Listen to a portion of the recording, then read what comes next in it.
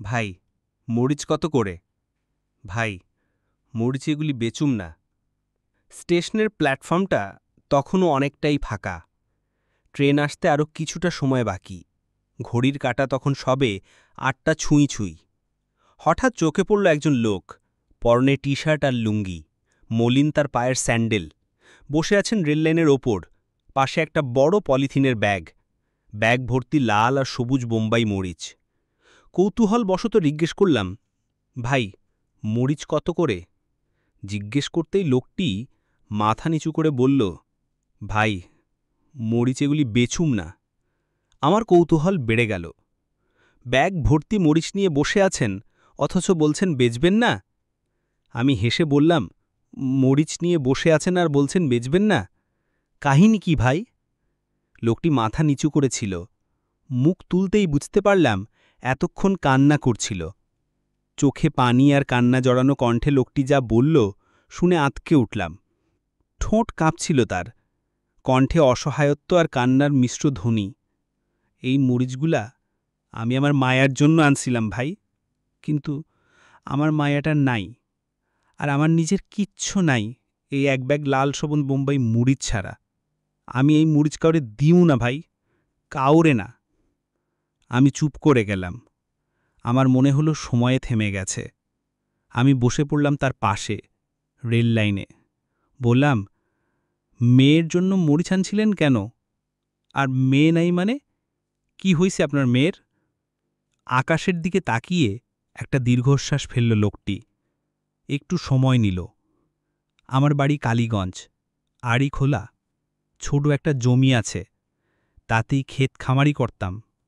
আমার একটাই মাইয়া, নাম রাখছিলাম রুহি। ফুটফুটটা মায়াটা আমার সারাক্ষণ খালি হাসত, বকলেও হাসত, মারলেও হাসত। জন্মের সময় ওর মা মুইরা গেছিল। এই একটা মেয়ের মুখের দিকে চাইয়াই বাইচে আছিলাম।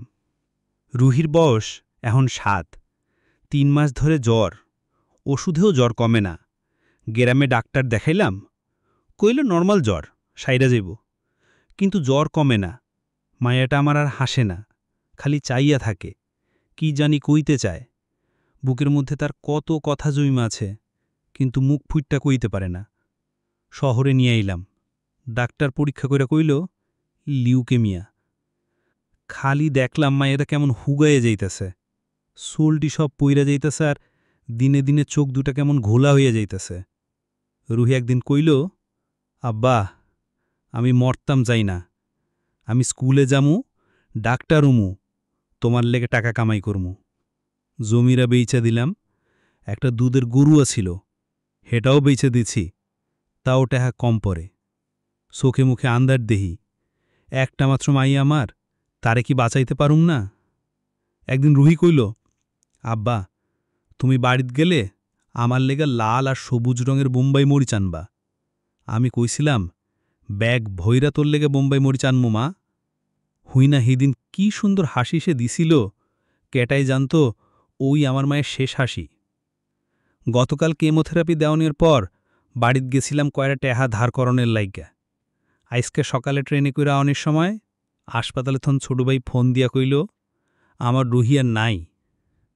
ট্রেনের মধ্যে হাজার হাজার মানুষ, দুনিয়াটা জুইরা কোটি কোটি মানুষ, কিন্তু আমার এই দুনিয়াতে আর কেউ নাই, আমার আর কিচ্ছু নাই এই এক ব্যাগ লাল সবুজ বোম্বাই মরিচ ছাড়া। আমি এই মরিচ কাউরে দিমু না ভাই, কাউরে না।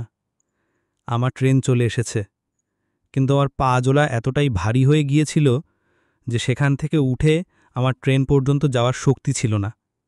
আমি কিছু বলার মতো শব্দ খুঁজে পাচ্ছিলাম না। চারপাশে শহরের কোলাহল, ট্রেন প্ল্যাটফর্ম থেকে বের হয়ে গেল বাঁশি বাজিয়ে। এর সবই যেন এক অসহায় বাবার কান্নায় মিশে যাচ্ছিল। গলার কাছে কান্নাটা দলা পাকিয়ে উঠেছিল আমার।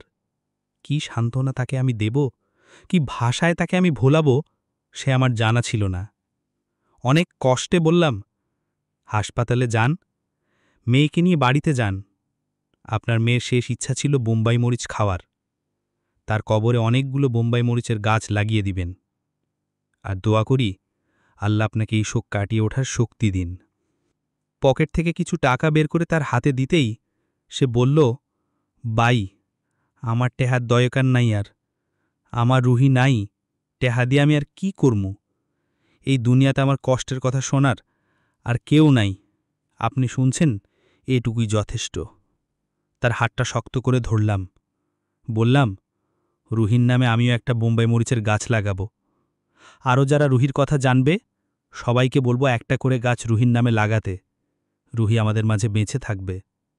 চোখ থেকে তার তখন অনবরত পানি পড়ছিল, ঠোঁট কাঁপছিল, শুধু হাতটা শক্ত করে ধরে রাখা ছাড়া আর কিছুই বলতে পারছিল না। আমার ট্রেন আসে।